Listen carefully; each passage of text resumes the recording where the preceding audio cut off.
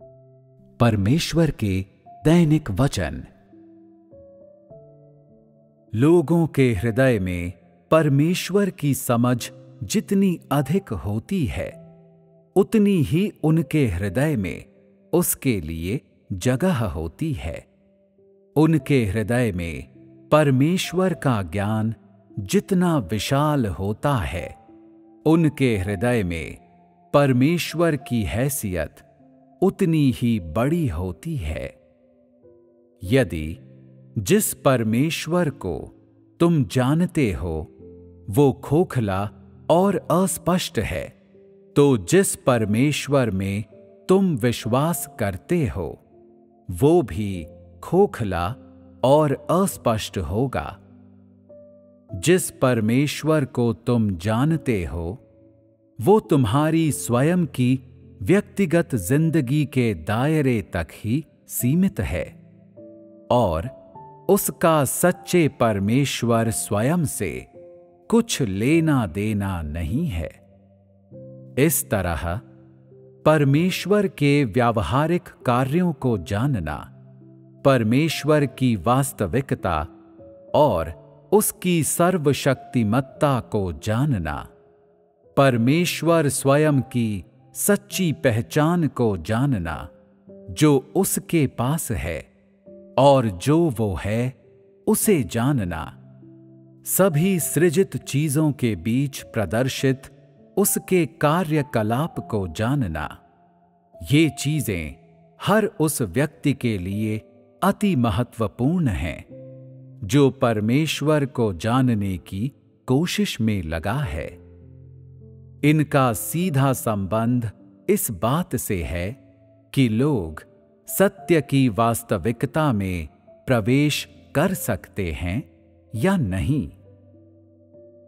यदि तुम परमेश्वर के विषय में अपनी समझ को केवल शब्दों तक ही सीमित रखते हो, यदि तुम इसे अपने छोटे छोटे अनुभवों, परमेश्वर के अनुग्रह के बारे में अपनी समझ तक या परमेश्वर के लिए अपनी छोटी छोटी गवाहियों तक ही सीमित रखते हो, तब मैं कहता हूं कि जिस परमेश्वर पर तुम विश्वास करते हो वो सच्चा परमेश्वर स्वयं बिल्कुल नहीं है। इतना ही नहीं, ये भी कहा जा सकता है कि जिस परमेश्वर पर तुम विश्वास करते हो वो एक काल्पनिक परमेश्वर है, न कि सच्चा परमेश्वर, क्योंकि सच्चा परमेश्वर हर चीज पर शासन करता है, जो हर चीज के मध्य चलता है और हर चीज का प्रबंध करता है। सारी मानव जाति और सारी चीजों की नियति उसकी मुट्ठी में है। जिस परमेश्वर के बारे में मैं बात कर रहा हूं, उसके कार्य और कृत्य मात्र लोगों के एक छोटे से भाग तक ही सीमित नहीं हैं, अर्थात वे केवल उन लोगों तक ही सीमित नहीं हैं जो वर्तमान में उसका अनुसरण करते हैं।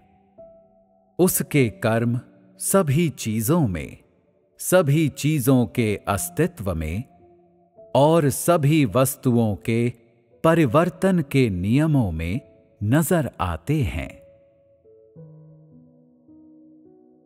यदि तुम परमेश्वर द्वारा रची गई सभी चीजों में परमेश्वर के किसी भी कर्म की पहचान नहीं कर सकते, तो तुम उसके किसी भी कर्म की गवाही नहीं दे सकते।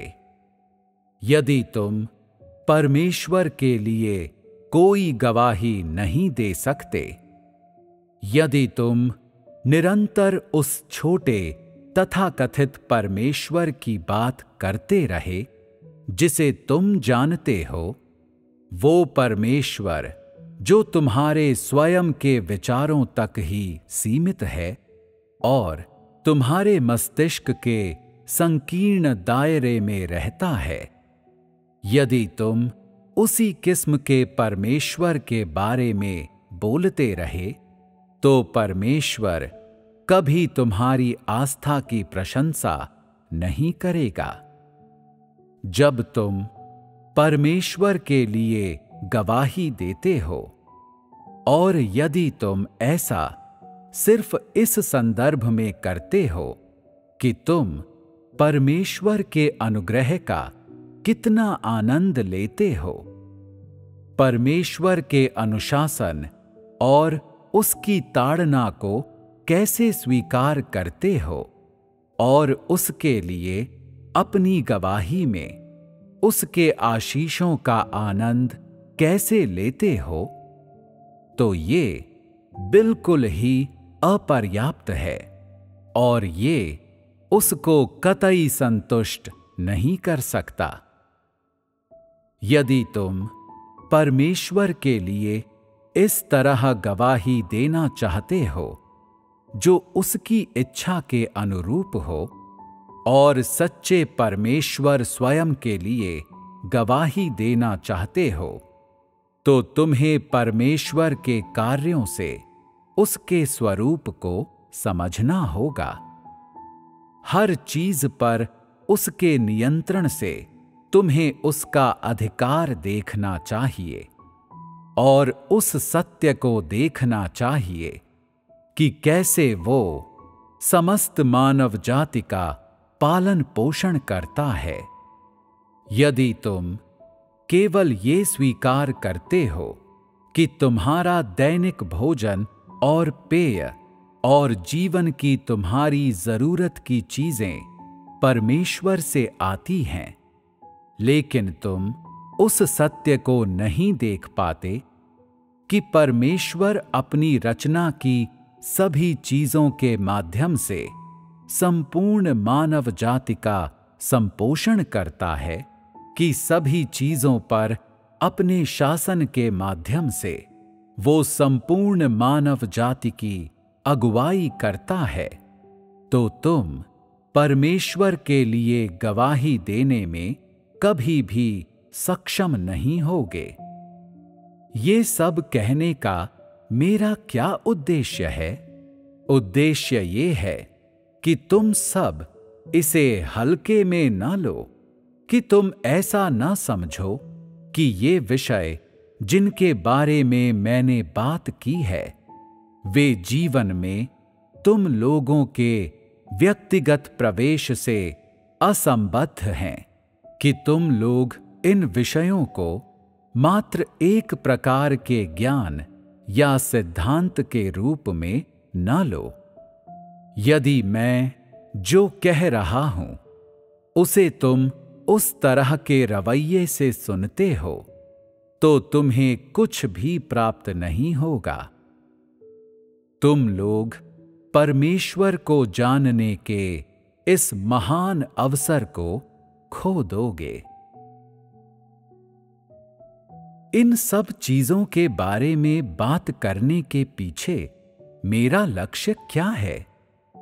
मेरा लक्ष्य है कि लोग परमेश्वर को जानें और लोग परमेश्वर के व्यावहारिक कार्यों को समझें। जब एक बार तुम परमेश्वर को समझ जाते हो और उसके कार्यों को जान जाते हो, केवल तभी तुम्हारे पास उसे जानने का अवसर या संभावना होती है। उदाहरण के लिए, यदि तुम किसी व्यक्ति को समझना चाहते हो तो तुम उसे कैसे समझोगे? क्या उसके बाहरी रूप को देखकर उसे समझोगे?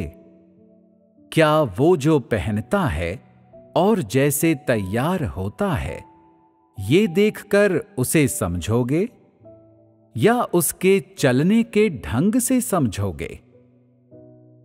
क्या ये उसके ज्ञान के दायरे को देखकर समझोगे? नहीं। तो तुम किसी व्यक्ति को कैसे समझते हो? तुम उस व्यक्ति का आकलन, उसकी बातचीत, उसके व्यवहार, उसके विचार, वो स्वयं के बारे में जो कुछ व्यक्त और प्रकट करता है, उसके आधार पर करते हो। इस तरह से तुम किसी व्यक्ति को जानते हो, समझते हो। उसी प्रकार यदि तुम लोग परमेश्वर को जानना चाहते हो, यदि तुम उसके व्यावहारिक पक्ष, उसके सच्चे पक्ष को समझना चाहते हो, तो तुम्हें उसे उसके कर्मों से और उसके हर एक व्यावहारिक कृत्य के माध्यम से जानना होगा। ये सबसे अच्छा तरीका है और यही एकमात्र तरीका है।